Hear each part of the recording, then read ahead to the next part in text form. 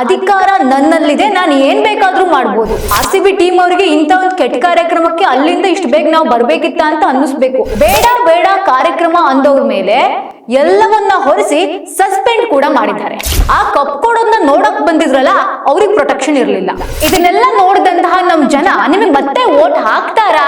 ಬೇರೆ ಕುಟುಂಬದವರ ಕಣ್ಣೀರಿಗೆ ಕಾರಣ ಆಗಿದ್ದೀರಾ. ಇನ್ನೊಂದ್ ಕಡೆ ಈ ಫ್ಯಾನ್ಸ್ ಅತಿರೇಕದಲ್ಲಿ ಅತಿರೇಕದ ವರ್ತನೆ, ಎಷ್ಟು ಜನ ಬಲಿಯಾದ್ರು ನಿಮ್ಮ ಒಂದು ತೆವಲಿನಿಂದ.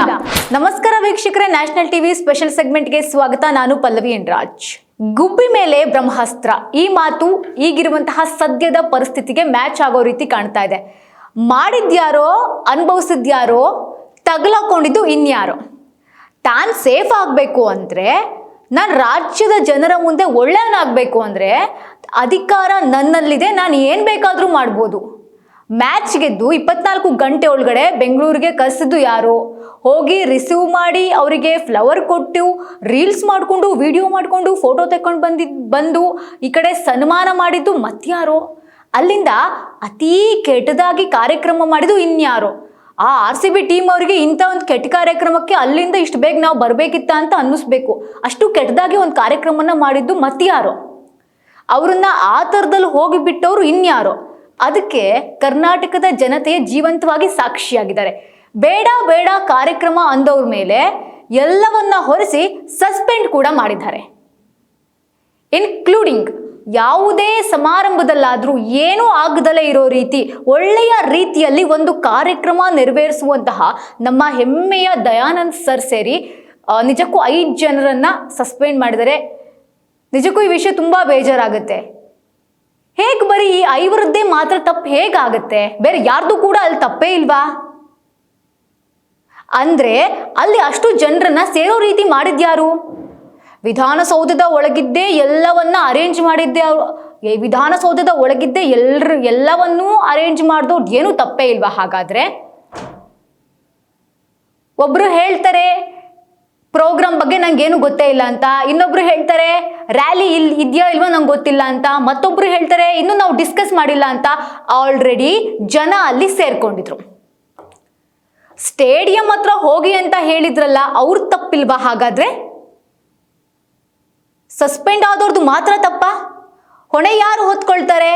ಸ್ಟೇಜ್ ಮೇಲೆ ಸೆಲ್ಫಿ ತಗೊಂಡ್ರಲ್ಲ, ಅವರ ಕುಟುಂಬದವರಾಗಿರಬಹುದು ಅಥವಾ ಅಲ್ಲಿ ಕಾರ್ಯಕರ್ತರಾಗಿರಬಹುದು, ಅವ್ರಿಗೆ ಮಾತ್ರ ಪ್ರೊಟೆಕ್ಷನ್ ಇತ್ತಾ? ಕಪ್ ಗೆದ್ದವರಿಗೂ ಪ್ರೊಟೆಕ್ಷನ್ ಇತ್ತು. ಆ ಕಪ್ಪನ್ನ ಪುನಃ ಕೊಟ್ರಲ್ಲ, ಅವರಿಗೂ ಪ್ರೊಟೆಕ್ಷನ್ ಇತ್ತು, ಅವರ ಕುಟುಂಬದವರಿಗೂ ಪ್ರೊಟೆಕ್ಷನ್ ಇತ್ತು. ಆ ಕಪ್ ಕೊಡೋದನ್ನ ನೋಡಕ್ ಬಂದಿದ್ರಲ್ಲ, ಅವ್ರಿಗೆ ಪ್ರೊಟೆಕ್ಷನ್ ಇರಲಿಲ್ಲ. ಯಾವ ರೀತಿ ರಾಜಕೀಯ ಇದು? ತಮ್ಮ ತಪ್ಪನ್ನ ಮುಚ್ಚಾಕೊಳ್ಳೋಕೆ RCB ಮ್ಯಾನೇಜ್ಮೆಂಟ್ ಕಡೆ ಬೊಟ್ಟು ಮಾಡಿದ್ದೀರಿ. ಇಡೀ ರಾಜ್ಯದ ಜನರಿಗೆ ಗೊತ್ತಿದೆ ಇದು ಯಾರ ತಪ್ಪು ಅಂತ. ನೇರವಾಗಿ ನೀವು ಅವ್ರ ತಪ್ಪು ಇವ್ರ ತಪ್ಪು ಅಂದ್ರೆ ಯಾರು ಒಪ್ಕೊಳ್ಳೋಕೆ ಸಿದ್ಧರಿಲ್ಲ. ರಾಜ್ಯದ ಜನರು ಯಾರು ಒಪ್ಕೊಳ್ಳಿಕ್ಕೆ ಸಿದ್ಧರಿಲ್ಲ. ಇಲ್ಲಿರುವಂತಹ ಜನರು ಬಾಯಿಗೆ ಬಂದಂಗೆ ಬೈತಾ ಇದ್ದಾರೆ ನಿಮ್ಮ ಸರ್ಕಾರದ ಮೇಲೆ. ಬೇಗ ಪ್ರೋಗ್ರಾಮ್ ಇಟ್ಕೊಳ್ಳೇಬೇಕು, CM ಸಿದ್ದರಾಮಯ್ಯನವರೇ, DCM DKC ಸಾಹೇಬ್ರೆ ಅಂತ ವಿರಾಟ್ ಕೊಹ್ಲಿ ಬಂದು ನಿಮ್ಮ ಹತ್ರ ಕೇಳ್ಕೊಂಡಿದ್ರಾ? ಅಥವಾ RCB ಟೀಮ್ ಅವ್ರು ಯಾರಾದ್ರೂ ಹೇಳಿದ್ರಾ? ಈಗ ಹರಕೆಯ ಕುರಿಯ ರೀತಿಯಲ್ಲಿ ಪೊಲೀಸರನ್ನ ಬಲಿಪಶು ಮಾಡ್ತೀರಾ.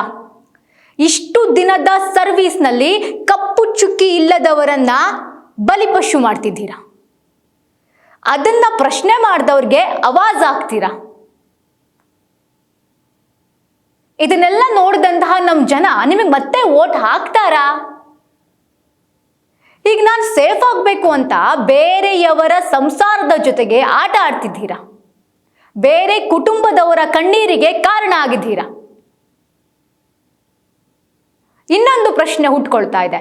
ಸರ್ಕಾರದ ಕಾರ್ಯಕ್ರಮಗಳಂತೆ, ಒಂದು ಕಾರ್ಯಕ್ರಮವಂತೆ ಸರ್ಕಾರದ್ದು, ಅಲ್ಲಿ ಅವರ ಕುಟುಂಬಕ್ಕೆ ಏನ್ ಕೆಲಸ ಇರುತ್ತೆ? ಕುಟುಂಬದವರನ್ನ ಯಾಕೆ ಕರ್ಕೊಂಡ್ ಬರ್ಬೇಕಿತ್ತು? ಅವರಿಗೆ ಸೆಕ್ಯೂರಿಟಿ ಯಾಕೆ ಕೊಡ್ಬೇಕಿತ್ತು? ಅದೇ ಸೆಕ್ಯೂರಿಟಿನ ಜನಗಳಿಗೆ ಕೊಡ್ಬೋದಿತ್ತಲ್ವಾ? DG IGP ಆಗೋ ಹೊಸ್ತಿಲಲ್ಲೇ ಅಮಾನತು ಮಾಡ್ತೀರಾ ಅವರನ್ನ.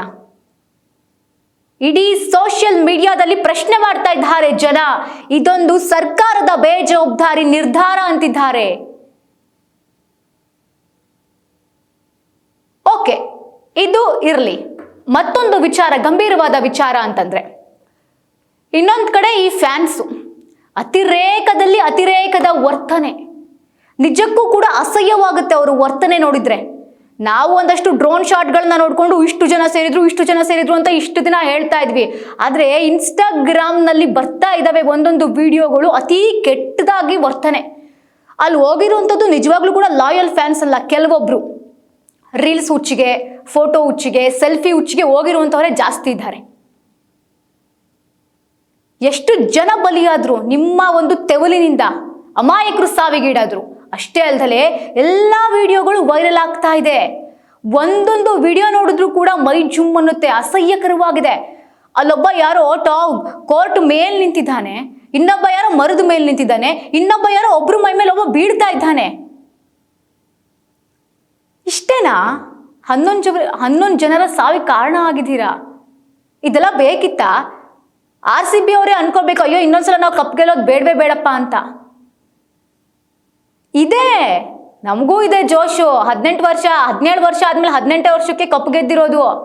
ಅದಕ್ಕೆ ಎಲ್ಲರೂ ಇದೇ ತರ ಆಡಿದ್ರೆ ಹೇಗೆ ಪರಿಸ್ಥಿತಿ?